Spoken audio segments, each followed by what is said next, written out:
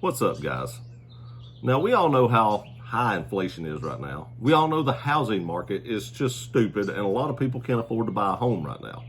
We've all heard about brick or bricks or whatever it is trying to change the international currency, and we've all heard the rumors of Saudi Arabia possibly, maybe not using the US dollar anymore to trade for oil.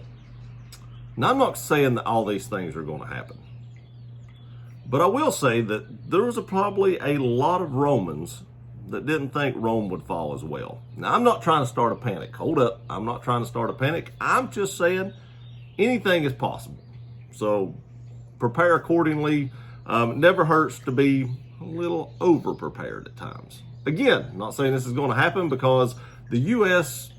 buys a lot of goods, and a lot of countries rely on us to buy their goods for them to actually remain a country and have food as well. So if this stuff even happened, I think other countries would rally around us and kind of save us as well, because a lot of countries actually need us just to stay afloat. So the likelihood of this happening is probably slim, but there again, Romans.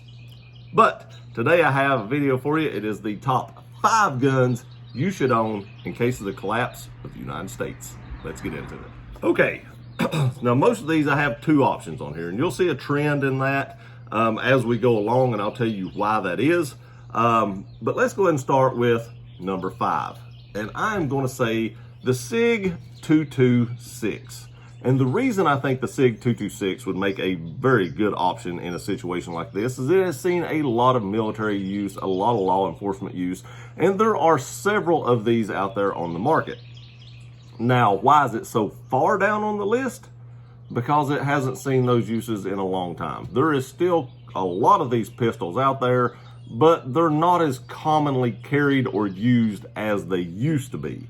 So I put it down 5. If this would have been 15 years ago, this would have been higher on the list. But in today's world, it fell pretty far on the list. It does not have to be a Zev like this one right here. It can be any 226. But in my opinion, the better option would be the 229. Now, the 229 is a great pistol. It's seen a lot of military and law enforcement use around the world as well. But the reason that I say the 229 is better is because if you do find a 226 laying on the ground and you need parts or pieces off of it, the magazines will definitely interchange, and there may be a few parts and pieces that will actually interchange as well. But you can also use like these 20 round 226 magazines work just great. But if you have a 226 and you pick up a 229, this 229 magazine won't even fit in the 226. So the 229 is a great pistol, and it probably makes more sense just because there's more pieces to be able to be used off the 226 and the 229 than there is vice versa. All right, number 4 is the Beretta 92 series. This is an M9A4. This is the newest iteration that Beretta brought out for the U.S. military. And the reason this is number 4 over the Sig is because this just left the military as their duty use handgun, their military issued handgun. And they just switched over to the Sig P320. Now, this is a great handgun. It was used for many, many years in the U.S. military, and there is a lot of these out there on the market, just a lot, and a lot of military surplus as well. So if you run across something laying on the ground that you need a part or a piece for, I feel like the Beretta 92 might be a more common gun to find than like the 229 or the 226, just because it is so new to be released from the military that these things are going to see an influx in the market. It is also a very pointable pistol. It's a very reliable pistol. You probably won't have that much issue out of it. But there again, if you need a magazine and you happen to find one laying around, it very well likely could be a 92 magazine, more so probably than the 226. All right, number 3. And that is the Smith & Wesson MP. Now, this is the full-size version. And we'll get into a better option than this here in just a minute. But the MP has been used in law enforcement agencies all across the United States. The newer version does have a better trigger. That's why if you don't have one now, now would be the better time to buy one. If you find one used, the old triggers still work, but they're just not as good as the newer triggers, in my opinion. They have a more Glock S trigger with like the dingus in the middle, other than the old ones that had the hinge trigger, and I just feel like that's a better trigger. It's smoother. It just seems to be more crisp. But this gun is ultra reliable. If you have watched any of Grand Thumb's videos, you have seen that this thing usually comes out on top whenever he does some kind of torture test. But there again, these things are used in law enforcement agencies all across the country. These are carried by a lot of CCW people, and these things are just abundant. So if you, again, we're going off, if you need parts or pieces for these, how hard or easy is it going to be to find? That is what I'm basing a lot of this off of. If your magazine spring breaks, how hard is it going to be to find a magazine for any of these pistols? And I feel like the MP is going to be pretty easy to find one. Now, on the opposite side of that, what would be a better option?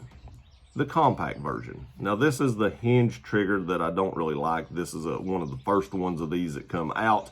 But the compact version there again has a 15 round magazine. The full size has a 17, and look at that, wouldn't you know it, it fits in the compact version. This is a good size pistol for concealed carry.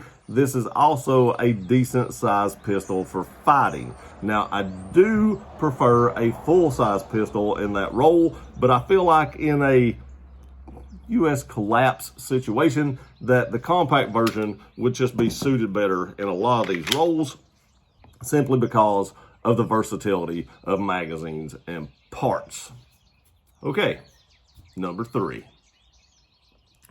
This will be a little controversial. We probably all know what number 1 is, but number 3 is the Sig Sauer P320. There are a ton of P320s on the market. The military has switched over to these. I actually have an M7, or let's say an M18 that I meant to bring out here. And I just forgot it, but they got the M17 and the M18 that the military is using. And that may be the better option, because there's a lot of rumors going around out there about these things just firing on their own. I've never had a problem with that.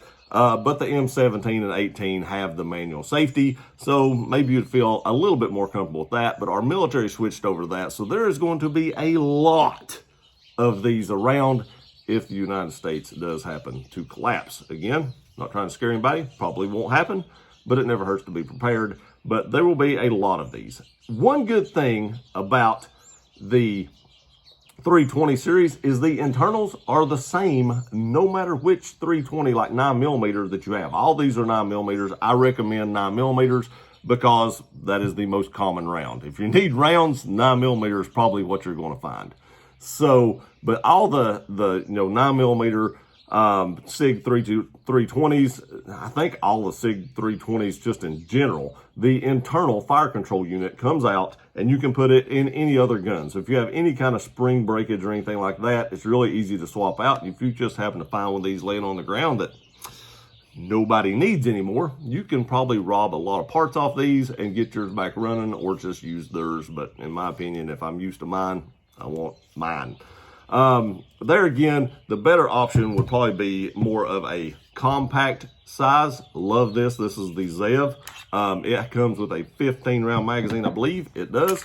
We have these big, massive 20 rounders, and look at that. Now we have a 20 round magazine in your compact gun. The versatility of most of these guns is why I picked them, and military and CCW use, and just how many are around the world, or at least the United States, is another reason for the criteria. But the versatility of magazines and such would be why I would choose the smaller versions of these pistols. This is still a good size gun for concealed carry. It is super small, even smaller than the M&P is, as you can see right there.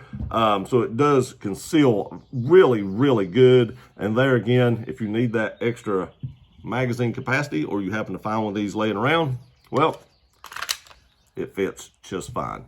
All right, number 1. I know, you've already guessed it. It is the Glock 17. And you already know what the better option would be, but this is my 17. It was cut by Dynamic Weapon Solutions. The Glock 17, 19, 26, I wouldn't use a 26. It's a little too small in my opinion, and I know a lot of you are going to say, hey, the 26 will take all those magazines, and you're correct, it will. But in my opinion, the 26 is just a little too small to be your primary gun in a situation like this. But the 17 is one of my favorite pistols for like a duty situation or like a SHTF situation. This is actually the gun that goes with my battle belt right now. This exact setup, this exact gun. And these things are everywhere. Law enforcement all over the place are using these. Military use these. Civilians have these by the hundreds of thousands probably. If you find a gun or a magazine or a part laying on the ground in a horrible situation, the likelihood that it is from a Glock is stupid high, because these things are everywhere. They're proven, they're reliable, they are just great pistols, and the better option would be a 19.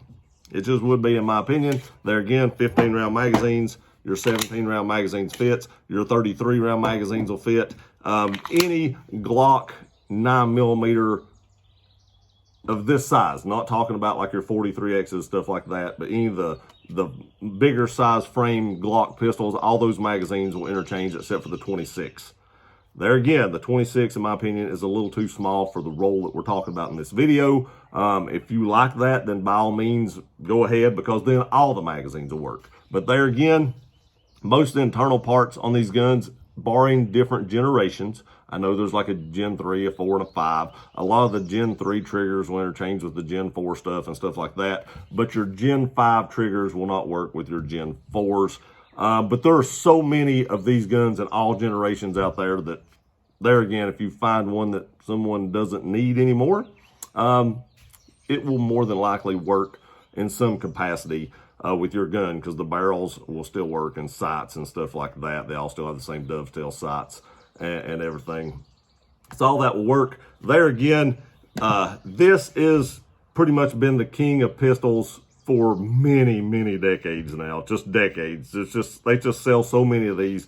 I think the Glock is outdated. I stand behind that statement, but they still sell more pistols than anybody else. And there again, the likelihood that you find something that works for yours, if yours is down, just laying on the ground, is very, very high if you're carrying a Glock. And that's why my recommendation is go with Glock. Glock has really been the king of CCW and law enforcement for, like I said, decades, and it will continue to do so. Now look, people, I'm not saying that any of this is going to happen. These videos are just for entertainment use. But I do want to tell you, if something horrific happens, and it doesn't have to be just the collapse of the United States, it can be a tornado, it can be an earthquake, it can be a tsunami, a hurricane, anything. It can be anything. The man with all the food is great. But if he don't have a way to protect his food, the man with the gun will be the one eating it. That's my advice for today. Do with that as you will. Again, I appreciate you watching this video. If you have any questions or comments, leave them in the comment section below. If you think I missed one I should have put up here, let me know that as well. I very likely could have made a bad choice that another choice would have been a better option. I'd like to hear your thoughts on that as well. I appreciate you all watching this video. Please like, share, and subscribe. I love you guys. Stay prepared. We'll see you next time.